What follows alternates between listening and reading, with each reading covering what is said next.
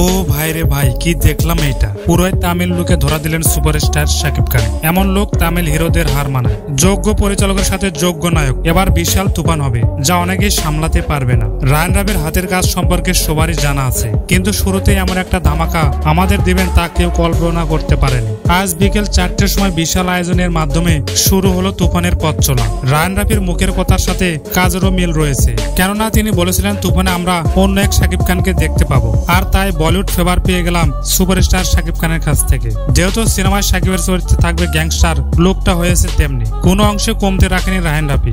গল্পের সাথে এমন লোক ফাটাফাটি মানিয়েছে, এবার তো কেউ বলতে পারবে না কপি করেছে। এবার শাকিব খানের লুক কপি করবে বলিউড ইন্ডাস্ট্রির বড় বড় হিরোরা। ঈদে মুক্তি পাবে রাজকুমার, কিন্তু তারা সিনেমার প্রমোশনে ব্যর্থ।